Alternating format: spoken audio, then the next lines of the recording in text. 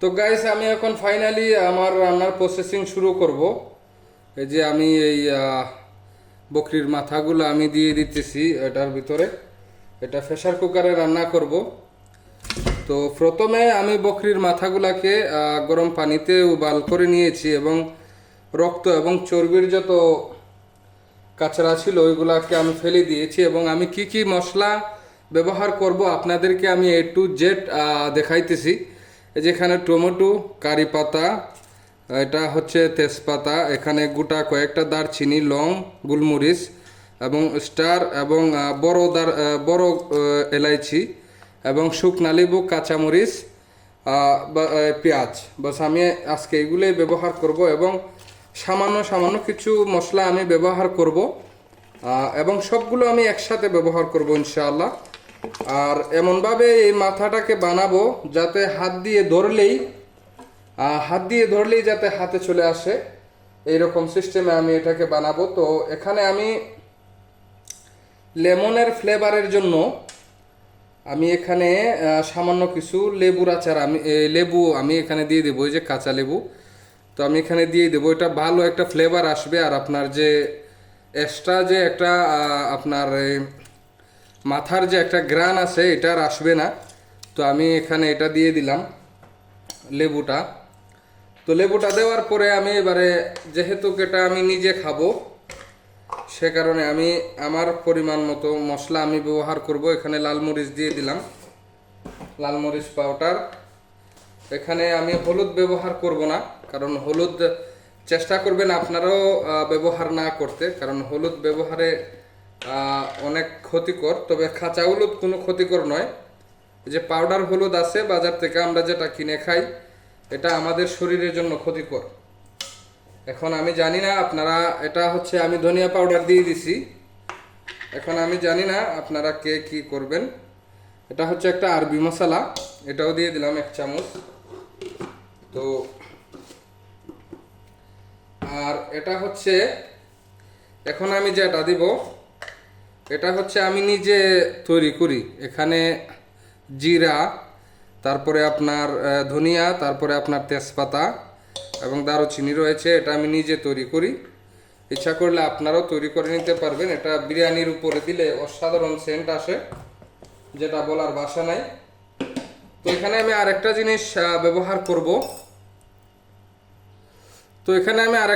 ব্যবহার করব। এটা হচ্ছে ম্যাগি। এই ম্যাগিটা দিয়ে দিব এবং এখানে দিয়ে দেব রব ইয়ানি দই, আমরা যাকে দই বলি। আপনারা মিষ্টি এবং যে কোনো ধরনের দই আপনারা এড করতে পারবেন এখানে। তো এখানে দই এড করে দিলাম। এখন হবে ঘি।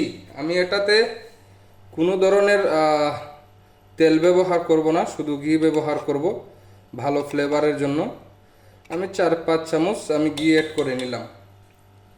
এখানে 4-5 চামচ ঘি এড করে নিয়েছি। তারপরে আমি যেটা ব্যবহার করব সেটা হচ্ছে লেবুর আচার। এই আচারটা ব্যবহার করতেই হবে। এই আচার আমি 1 চামচ লেবুর আচার ব্যবহার করলাম। তারপরে যেটা ব্যবহার করব সেটা হচ্ছে আদা রসুন পেস্ট। আমি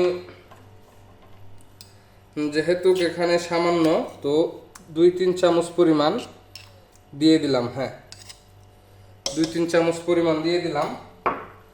এখন দেওয়ার পরে সব কিছু দেওয়ার পরে এটাকে মিক্স করার পালা। ঠিক আছে, সব কিছু দেওয়ার পরে এটাকে মিক্স করার পালা।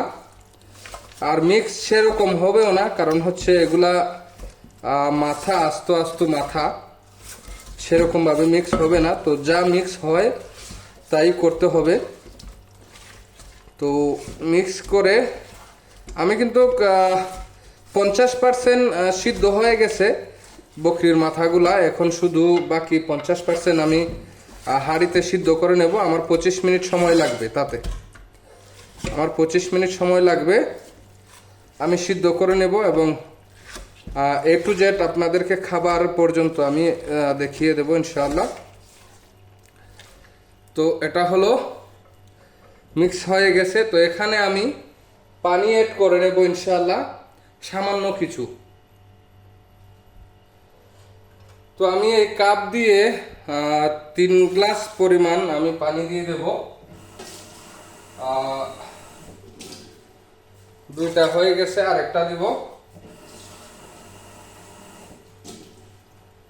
3 গ্লাস। তো আমি 3 গ্লাস পরিমাণ পানি দিয়ে দিলাম। পানি দেওয়ার পরে আমি এগুলাকে সুন্দর করে বসিয়ে দেব। আমি সুন্দর করে এটাকে চুলায় দিয়ে দেব 20 মিনিটের জন্য। 20 মিনিট হলে আমার কাফি হয়ে যাবে। তো আমি 20 মিনিটের জন্যই এটাকে কন্টিনিউ করব। সরি, আরেকটা জিনিস দেওয়া বাকি রয়ে গেছে, সেটা হচ্ছে লবণ। লবণ দেওয়া বাকি রয়ে গেছে।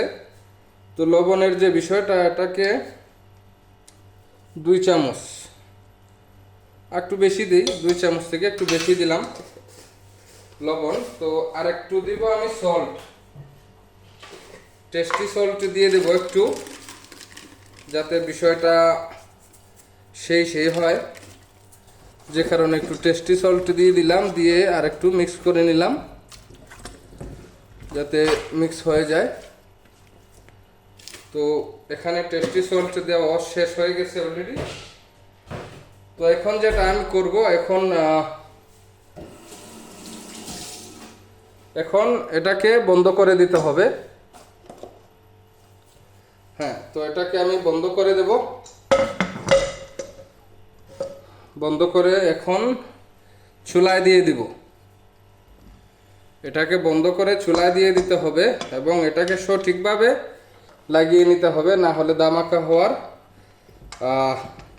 পরিধি থাকতে পারে। তো আমি লক করে নিলাম, এখন চুলায় দিব।